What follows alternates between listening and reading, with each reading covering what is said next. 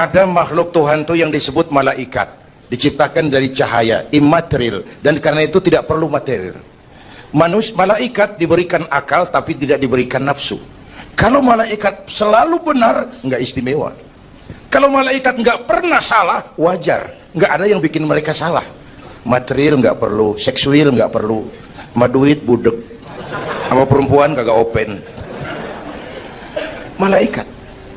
Sebaliknya ada makhluk Allah yang namanya binatang, diberikan otak tapi tidak diberikan akal. Mereka hanya diberi nafsu. Sapi kalau dia melihat rumput, nggak usah nanya ini rumput halal apa haram, nggak usah. Ayam jago kalau sudah datang syahwatnya, nggak usah nengok ini banyak orang apa enggak, nggak usah. Dan itu wajar binatang. Nah, yang ketiga kita manusia, makhluk paling kompleks, diberi akal, diberi nafsu. Tiap hari sejak bangun tidur sampai tidur kembali terjadi pergolakan perjuangan antara bisikan akal dan nafsu.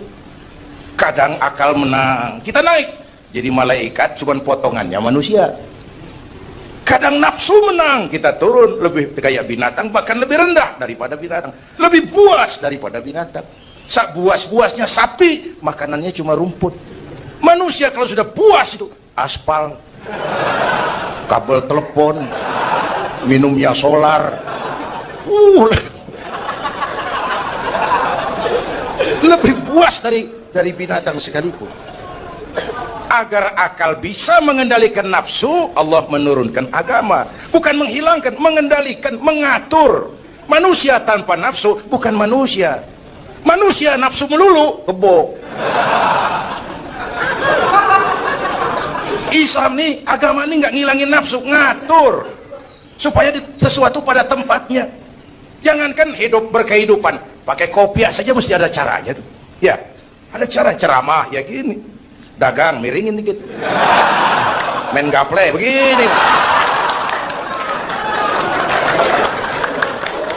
Mau pakai kopiah aja ada cara aja tuh. Mengendalikan nafsu itu ditempatkan pada tempatnya, bukan menghilangkan nafsu. Laki-laki perlu perempuan, perempuan perlu laki-laki, itu nafsu. Islam ngatur lewat pintu yang disebut nikah. Maka dalam Islam jangankan orang biasa, kiainya boleh kawin.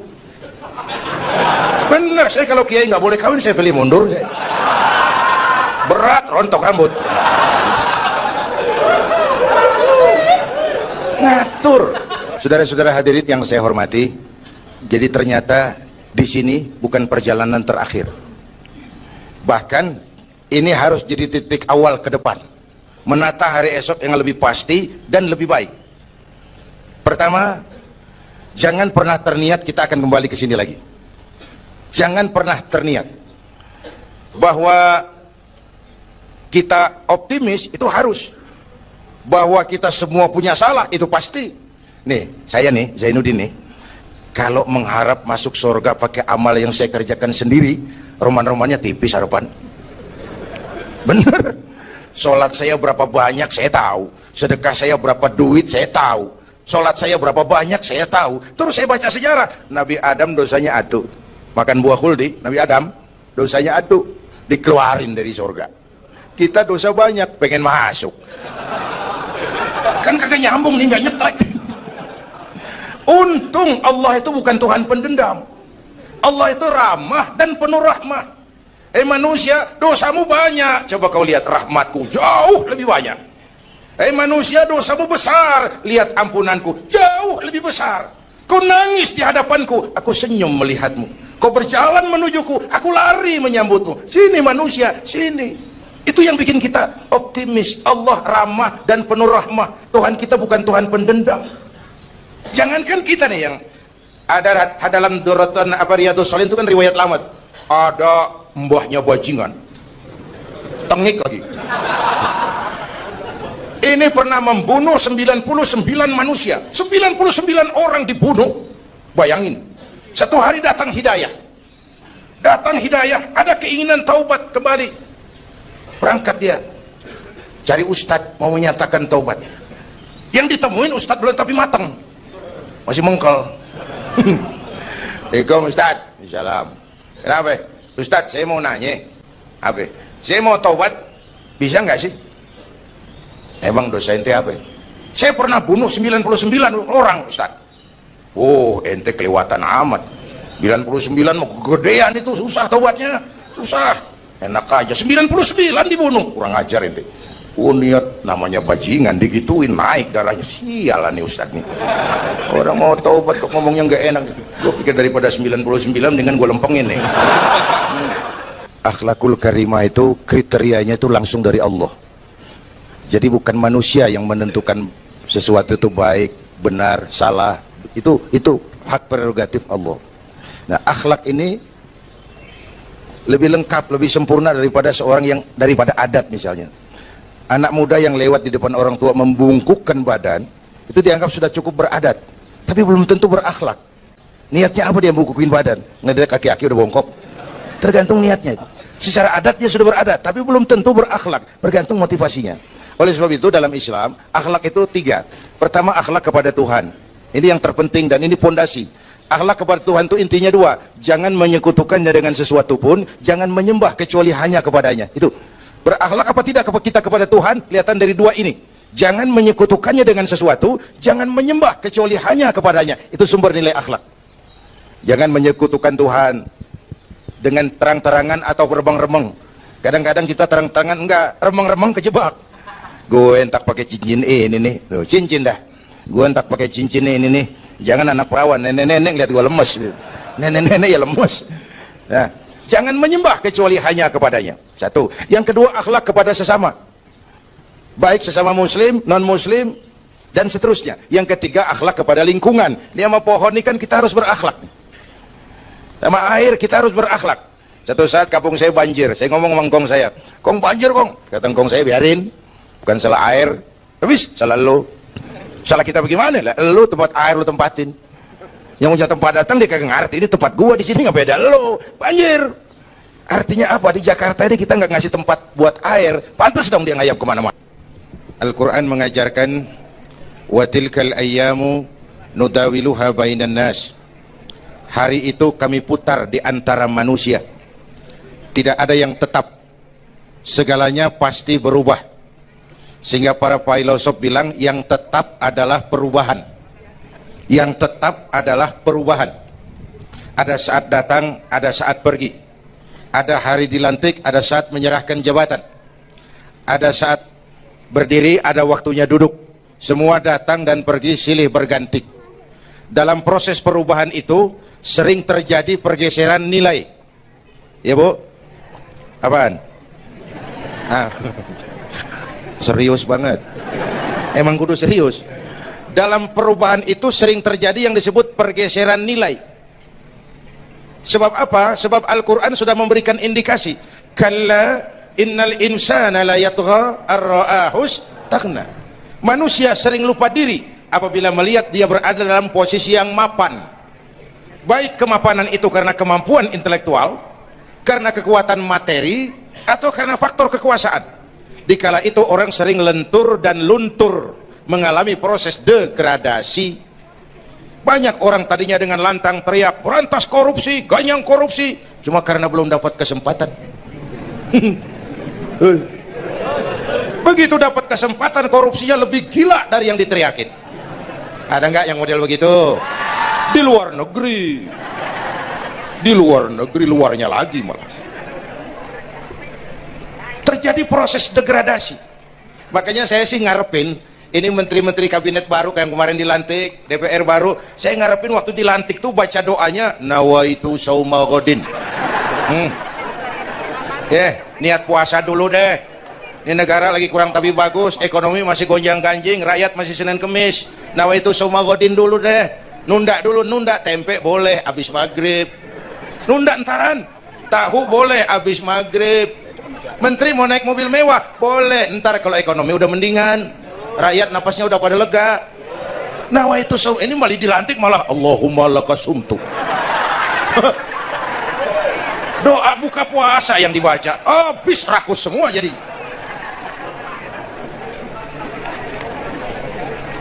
Dengerin ngikutin senturi ya. Ban bingung kita. Siapa yang nanggung jawab ini? Yang jawab banyak banget, yang nanggung kagak ada. Bener nih. Yang jawab semua jawab pakai jurus bekelit. Yang nanggung kagak ada. Nih ujung-ujungnya saya khawatir kayak lagu Bengawan Solo, akhirnya ke laut. Kalau udah ke laut udah kagak ada yang ngurusin, udah ribet urusan. Kita ini sekarang banyak yang merasa pinter tapi tidak pinter merasa. Akibat era informasi kita banyak tahu tapi nggak tahu banyak. Coba dong, siapa aja ngomong apa aja diomongin, begitu dia dalemin gue juga katanya. Banyak tahu tapi nggak tahu banyak, merasa pinter tapi nggak pinter merasa. Orang tuh kalau merasa pinter yang timbul keangkuhan, tapi kalau pinter merasa yang timbul kebijakan. Ayolah, nah itu sama Godin sebentar kok, nunggu maghrib deh. Kalau ekonomi udah beres, rakyat hidup jodoh rada mapan, itu menteri mau pakai mobil buahnya mewah, masa bodo amat. Ya, dong menteri-menteri di Inggris harga mobil dinasnya 200 jutaan, padahal Inggris yang bikin Rolls Royce, Inggris bikin mobil Bentley, Inggris bikin mobil Aston Martin. Aston Martin itu merek parfum apa mobil pakai? Hah? Merek parfum apa mobil? Merek mobil bang. Itu Aston Martin yang dipakai James Bond itu. Oh iya iya. Punya pakai? Gue juga katanya. Lah mobil menterinya harga 200 jutaan. Menteri-menteri Malaysia pakai mobil Proton Saga, produknya sendiri. Kita 1,3 miliar. Mudah-mudahan mobil dinas baru ini bisa meningkatkan kinerja saya, kata seorang menteri. Dodol. Apa hubungannya mobil mewah sama kinerja? Apa hubungannya mobil mewah sama kinerja? Kalau memang mental bajai, biar naik Mercy juga selandang-selandang nggak karu-karuan. Mental. Dan ini saya mau bicara, kita perlu stabilitas temperatur batin atas terjadinya perubahan yang membawa pergeseran nilai. Kita harus kayak ikan di laut. Ibu tahu ikan di laut? Tahu? Itu katanya ikan di laut udah Kristen semua, sebab yang paling gedenya paus.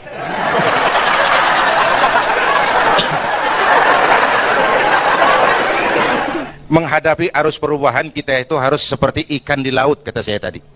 Ikan di laut biar 3 tahun berendam di air asin nggak ikut jadi asin tuh ya. Kenapa? Karena dia hidup. Ikan yang hidup 3 tahun berendam di air asin nggak ikut asin, tapi begitu dia mati, ikan mati mah bagaimana keadaan? Digaremin asin, diasemin asin, ikan mati. Orang yang jauh dari agama jiwanya mati. Kalau jiwanya mati gampang diasem garemin lingkungan. Dekat sama ustadz kalem kayak ustadz, dekat sama tukang mabok teler aja lagi. Gue sih bagaimana yang nyamper aja gue mah, gampang diasem garemin lingkungan. Tapi orang yang jiwanya hidup, silakan buka tempat pelacuran di samping rumah saya, pantang saya ikut. Silakan buka tempat judi di depan rumah saya, nggak bakalan saya ikut. Silakan buka minuman keras di belakang rumah saya, nggak bakalan saya ikut. Jiwanya hidup, dan jiwa akan hidup kalau agama hidup di hati kita. Kita tidak bisa menghindari perubahan, kita tidak bisa menghindari arus persaingan. Sekarang ini jangankan dagang, jadi kiai juga kalau nggak sanggup bersaing. Ini bahasa kasar tapi jujur. Curhat. Karena sekarang orang hidup di zaman banyak pilihan, pergeseran nilai pastilah terjadi. Dulu tahun 60-an Betawi nih, sebelum listrik masuk desa, asal sore habis maghrib kita jalan masuk kampung, berasa banyak Islam tuh. Berumah sono anak muda lagi pada baca Yasin, belah sono yang sono lagi latihan barzanji, belah sono ibu-ibu mengempet ngapalin sifat 20. Dulu tuh masih rumah gelap, belum ada listrik ya. Anak muda lagi belajar huruf Al-Quran, alif dasar alif bawah alif dapan u a e u mim dah semata dalapan talam dapan lu mata lu. Berasa. Nah, begitu masuk listrik, rumah pada terang, terjadi pergeseran nilai. Apa yang kita lihat? Televisi main gede-gedean. Ya, ya. Ngaku lu ngaku. Suara Al-Quran sepi. Jangankan yang baca barzanji, yang apal sifat 20, yang baca Quran pun sepi. Ini pergeseran nilai. Dulu sosial kontrol tajam pak, orang peduli sama lingkungan. Dulu, sekarang lu gue. Ya, ya. Dulu kalau ada anak gadis hamil di luar nikah, aib, malu selebar kampung. Sekarang makanan hari-hari. Benar-benar nih. Ibu-ibu lebih menghargai selingkuh daripada poligami. Ayo ngaku. Yang bapaknya senyumnya lebar banget nih pak. Yang bapak. Terjadi pergeseran nilai. Nah kita ingin pergeseran nilai itu yang positif, bukan yang negatif. Nah, supaya bisa kita harus punya filter. Ini kan abad entertain, Pak. Orang pandai membangun pencitraan sekarang ini. Karena rakyat kita, umat kita ini kan sekarang kayak daun kering, Pak. Gampang dikumpulin, susah diikat. Berisik, gampang dibakar. Cepet heran, gampang kagum. Masyarakat mall. Nih ibu-ibu nih, coba asal ada mall baru, rame-rame aja berangkat. Kalau sono buka, rame-rame aja ke sono. Kagak belanja. Numpang heran doang. Ke sono heran, kemari kagum. Ini dimanfaatkan oleh ahli entertain. Pandai membungkus, membangun opini, membangun pencitraan. Maka kita harus punya filter. Menghadapi arus perubahan, harus punya stabilitas temperatur batin. Apa konsepsi dasarnya? Agama, Bu. Kekuasaan kalau jatuh ke tangan orang beriman, aman. Ilmu kalau jatuh ke tangan orang beriman, manfaat. Harta kalau jatuh ke tangan orang beriman, manfaat. Rahmatan lil. Tapi kekuasaan jatuh di tangan orang yang jauh dari iman, Fir'aun kan dulunya cuman raja, Bang, cuman kelamaan jadi raja, nggak ada yang nandingin, akhirnya lupa daratan, ngaku jadi Tuhan. Ana rabbukumul a'la, aku Tuhanmu yang paling tinggi, katanya. Dihadapi oleh Musa. Dulu mah adu sihir, sekarang kan adu konsep. Itu cuman beda versi aja. Dulu adu sihir, sekarang adu visi dan misi. Polanya sama. Begitu orang tuh dikenal dari visi dan misinya. Akhirnya Fir'aun mengangkat diri jadi Tuhan, ditenggelamkan di Laut Merah. Begitu udah cengap-cengap napas sampai tenggorokan, baru amantu bi Rabbi Musa wa Harun. Aduh, kalau begini saya juga percaya sama Tuhannya Musa. Udah mau mati. Walaikal maut, gemes banget, dikedukin lumpur, dijebulin, mampus loh. Kemarin kemana, udah gini hari baru beriman. Kekayaan kalau jatuh di tangan orang yang jauh dari iman, yang muncul korun, lupa diri, lupa daratan, masuk dalam kategori kalla innal insana la yatgha ar-ra'ahus. Maka dalam pada itu kita bersyukur Majelis Ulama memberikan fatwa yang berkenaan dengan perubahan-perubahan yang terjadi di tengah-tengah kita, supaya kita ini punya pagar, supaya kita punya benteng ada yang kita pegang. Dan yang memberikan fatwa juga Majelis Ulama, bukan seorang tuh, majelis. Lalu terdiri dari berbagai macam proses pertimbangan. Nggak sembari ngelamun di bawah pohon jambu tuh nyusun fatwa tuh. Saya perlu sampaikan ini sebab orang kan harus hati-hati. Memang ada hadis, barang siapa yang berijtihad lalu ijtihadnya benar, dapat 2 pahala. Kalau ijtihadnya salah, dia dapat 1 pahala. Man ijtahada, man di sini bukan lil itlaq, bukan siapa saja. Barang siapa lalu siapa saja, nggak beres urusan. Barang siapa yang memenuhi persyaratan untuk berijtihad, lalu dia berijtihad, itu yang kalau salah dapat 2, kalau salah dapat 1, kalau benar dapat 2. Jadi manijtama'a fihi syurutul ijtihad, bukan man lil itlaq, lalu siapa saja boleh berijtihad, lalu lahir fatwa yang aneh-aneh. Tetapi sungguh pun demikian, fatwa Majelis Ulama itu tidak bersifat mengikat. Ini yang bijaksananya.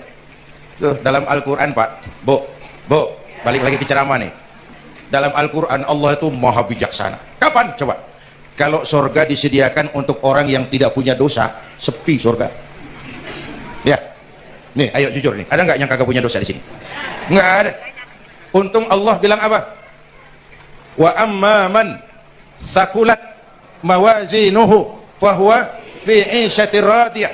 Orang yang timbangan kebaikannya lebih berat dari timbangan kesalahannya. Bukan nggak punya salah. Orang yang timbangan kebajikannya lebih berat dari dosanya. Bukan nggak punya dosa. Ya. Tapi lebih berat. Kan itu yang kita harapin. Ada dosa, ada salah, iya. Tapi timbangan kebaikan lebih berat daripada timbangan kesalahan.